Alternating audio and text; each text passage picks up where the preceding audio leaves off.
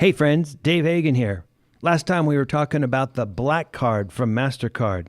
Today, credit cards for the rest of us, maybe even the Costco Card. That's today on the Financial Wellness Podcast.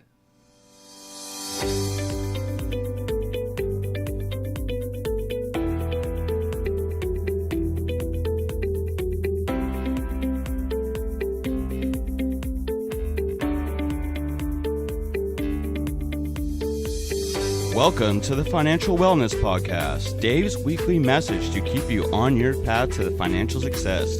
Here is your host, financial problem solver and talk show host, Dave Hagan. Hey, thanks, Nick. Today we're going to talk about credit cards for the rest of us. I've got Brian here in the studio. Nick, as always, is here. Last time we talked about the MasterCard Black Card and what it costs and how luxurious and phenomenal it was. And then Nick, you came up with the Gold Card, which was even better. And I'm going to best myself again. You're going to best your best. With the Amex Black Card, which is actually called the Centurion Card, which you can't even apply for. You have to be invited by Amex. Well, that's why we don't know about it. You have to be you have to be invited. And how cool do you have to be to be invited? Well, wait a second. Which card? I mean, is it heavier than the Black Card? I would presume so. It comes with a little truck that follows you around. It's crazy, crazy, crazy. Well, maybe one of these next couple of episodes we'll be able to ferret out for our listeners what the Centurion Card entails.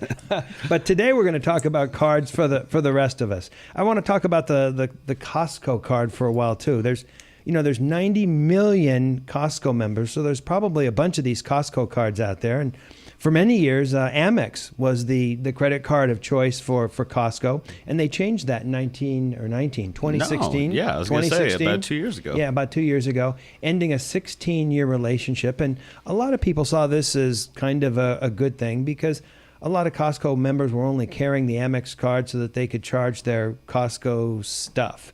And typically a person going to Costco, maybe not the same kind of person that's carrying around an Amex card that doesn't have a limit or any of that kind of stuff. Also known as Nick. Yeah. And the card that they have now, which is like a Citi Visa, they say that it's got better benefits for the members, and that we'll talk about that in a little bit.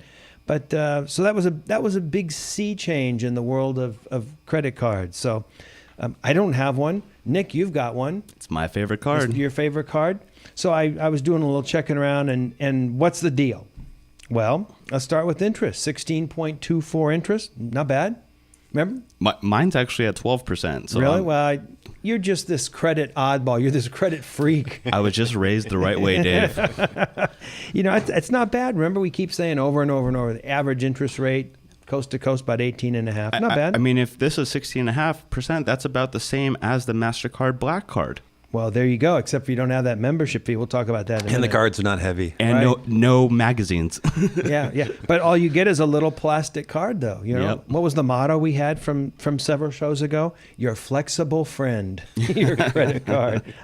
And, 16%, I mean, not bad, Target Red Card and the Walmart credit card, their APR is about 23.65%. All right, so that's better. That's better, okay. $37 late fee, ouch. Ouch as always. It used to be $5, $10, and it was $25. And I when I was looking at these cards, they all seem to go about $37 on a late fee now. And it seems to be, what they think, what can we get away with? What's a lot that'll collect a bunch of money, but not too much that someone will sue us with a class action or something. What's right before the straw? Right. What's right before the public vomits? 4% back on Costco gas. Up to okay, that's pretty solid. Well, but only up to $7,000. Is that just Costco gas or gas in general? I think it's Costco gas. Oh. I saw some restrictions on that. Well, 4% back on $7,000 is only $280, but it's better than a poke in the eye. It's better than a kick in the pants. And then 1% after that. So okay, but think about that. $7,000 in gas. Do you really spend $7,000 in gas? Well, with how high gas is going in California right now, it won't surprise me. Is it $7,000 in gas or up to $7,000 I thought it in was purchases at credits. Costco? No, will get you 7,000 in gas. And that's like $550 a month. Brian, you commute. You're not paying $550 in gas, right? Yeah, I'm driving every day from California back to Boston. I mean, that's a lot of gas. I turn around as soon as I get home and drive back. Right. Next benefit, 3% refund on restaurants and eligible travel purchases. Well, so maybe there's a little travel component, but it says eligible. So I kind of wonder what the restriction is there. Select. And 3%, I mean, on restaurants, okay, but I try not to spend too much money in restaurants. The next benefit, 2% refund on items purchased from Costco. Now that's pretty cool, because when you walk in and buy 300 rolls of toilet paper, you want to get like 2% back. But seriously, if you do a lot of shopping at Costco, and we try and buy as many of the bulk items as we can at Costco. 2%, that's not bad. And then 1% back on everything else that you purchase. Now that's not like the 1.5-2% that we were looking at the black card, but that's not bad. No membership fee, and that's what I really like. You're going to be a member anyway. Well, technically, you have to be a member, so you still have to pay $120. So one could consider that you are paying for the card. Right. Although in theory, you're probably running into Costco anyway, because you run through those 300 rolls of toilet paper. Very true. Right. Now, the cash back that they give you, how does that work, Nick? You're the aficionado of the Costco card. Thank you. I'll be the rep for that one. Okay. So basically, every February, you get a statement, and in fact, you can only use the cash back at Costco. Mm-hmm. It's not like they just give you a card and say, hey, use this wherever you want. You have to use it at Costco. So I couldn't use it if I had $250 on this statement or whatever you're saying, I can't use that to deposit into my bank and then go buy concert tickets or something. It's only redeemable at Costco. Is it only redeemable for toilet paper? Maybe. That's a scary thought. I thought you could actually get if you didn't use it the first month, you could actually get a certificate back, but maybe not. So it comes as a certificate. It comes on an 8x5 sheet that they mail to you every February, and then you have to go up to the membership concierge and go redeem it there. All right. So basically, it's got some bells and whistles, but it's basically a 1% card. And a little more on some purchases, especially if you're going to Costco all the time. That's not bad. Yeah. It's not. You know what? It's not too sexy. It's not too glamorous. It's not too prestigious. It's a nice, pretty gray color. Is yours gray? Mine's actually black, I believe. Yours is black? Well, that's why you got the better interest Is it rate. heavy? Yeah. It's 5 grams. 5 grams. But the thing I like about it is it's simple. You're going through. Here, show me that card. Get that card out of me. Yeah, it's like this gray kind of thing with the swirly things on it. Does it say World Elite on the back? Oh, it's got your picture. Here, take this back. I don't want to see your picture. Oh, come on, rough. Dave. That's rough, man. Not on air. Oh, man. So it's not sexy. It's not glamorous, but it's simple. And that's one of the reasons I kind of like it. It's just, all right, 1% back on everything. If you buy gas there, that's a bonus. If you go to a restaurant, you get a little more. That's cool. But it's simple, and you don't have to chase them around and go, well, is this a specialty rebate category this month or this quarter or whatever? You're not playing games, because when you try and play these games with the corporation, you're probably going to lose. They got people doing this full time, and you're just trying to do it in your spare time. So let's do some of the math.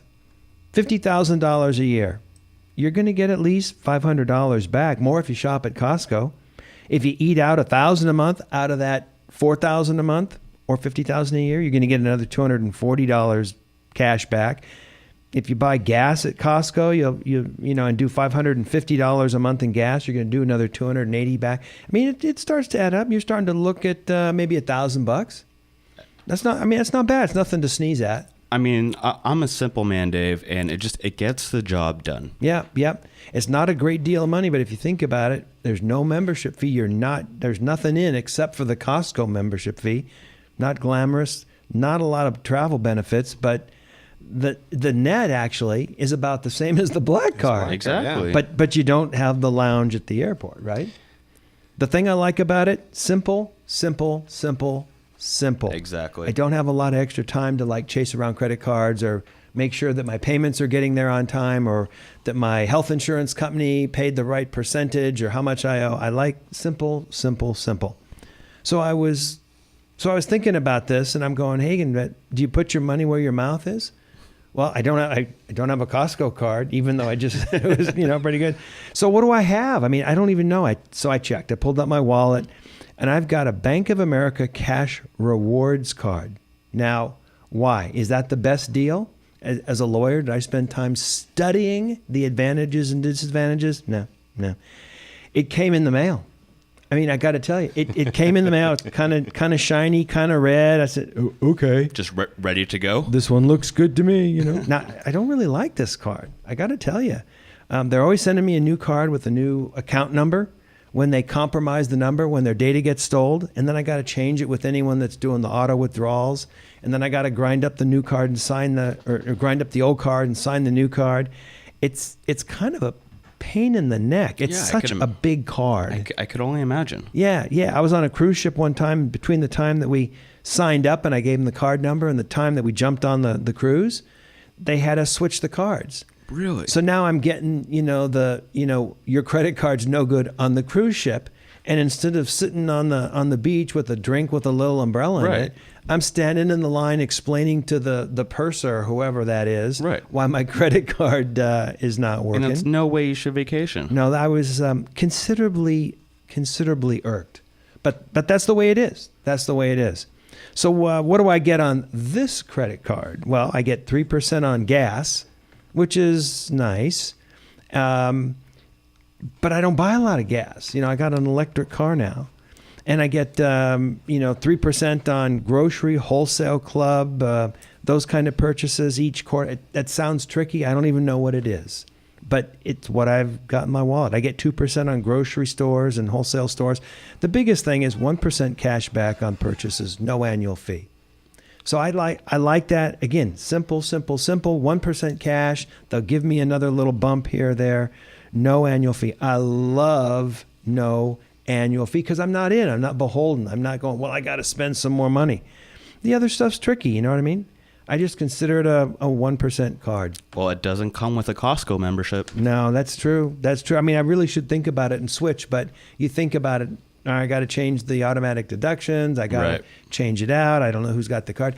And I don't like to do these automatic deductions, and I certainly don't do it with like utilities and other companies, but your Apple ID, some of those kinds of things, that kind of stuff. It's just a pain to check it out. Now, a lot of these cards have some other nice benefits, so I mean, I don't want to miss out on that. For example, the Costco card has 0% APR for the first 7 months. But so what? You shouldn't be carrying who's going to run up a Costco card in 7 months? That's a really lot of toilet paper, right? So that doesn't mean so much. Damage and theft protection protection. That's kind of nice. If you buy something in 120 days, it gets messed up, they'll send you a refund. I mean, that's nice. I don't know if I've ever used it, but that's nice. Extended warranty on some of the manufacturer's warranties of the stuff that you buy. That's kind of nice. Travel protection.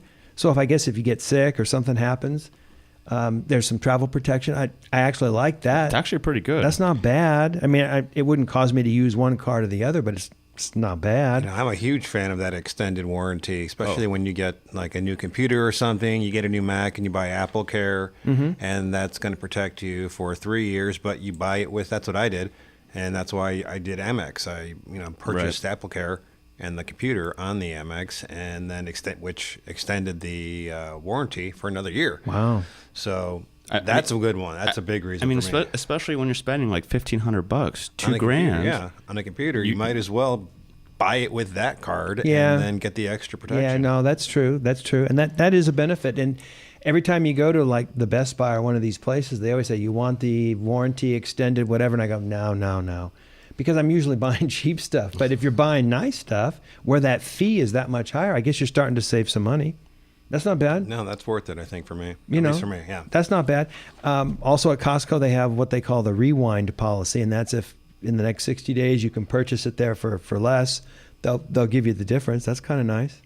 Huh? It's not bad. Yeah, but do you go down a rabbit hole of everything that I've purchased, and then you realize the Cheetos that you bought the other day are now 48 cents cheaper, so you're going to make a claim? I was just going to say, I can't think of the last time I've actually done that.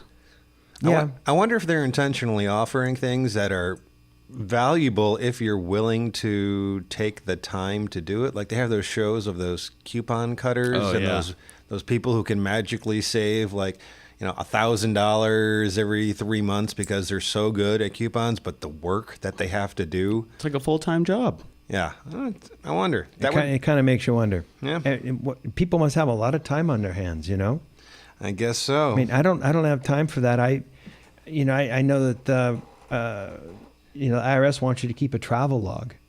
I mean, that to me is a real burden. You do what you got to do because you don't want to pay more tax than you're supposed to pay. But to keep a little travel log every time you drive for business or drive for personal, you're going to be looking at, clipping coupons. You're going to be making sure the credit card company isn't ripping you off. I don't know.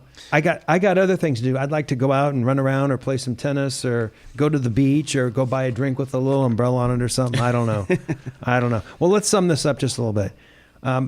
I think we found that most of these cards are about the same. The luxury cards, you pay some, but you get a little more back. And unless you're putting just a god-awful amount of traffic on them, you're not going to come out ahead. Some offer more. Some are better for travel. Some are better for buying toilet paper. I don't know about you, but I don't have the time to try and outthink a big company just for a couple $100 a year, Yeah. I suppose if you've got some very specific need, like you're a person who travels just a ton, it would make sense.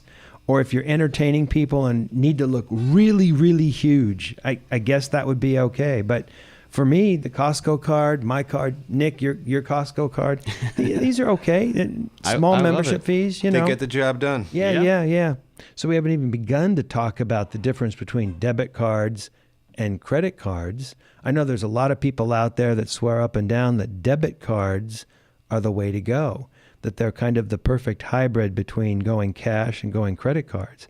But that's going to be a discussion for another day. I think we could talk a whole podcast about the difference between the two of those. So let's save that for another day. Stay tuned. This is Dave Hagan, and you've been listening to the Financial Wellness Podcast. You've been listening to the Financial Wellness Podcast, Dave's weekly message to keep you on the road to financial success. If you'd like Dave to answer any of your questions, email them to dave@davidrhagan.com.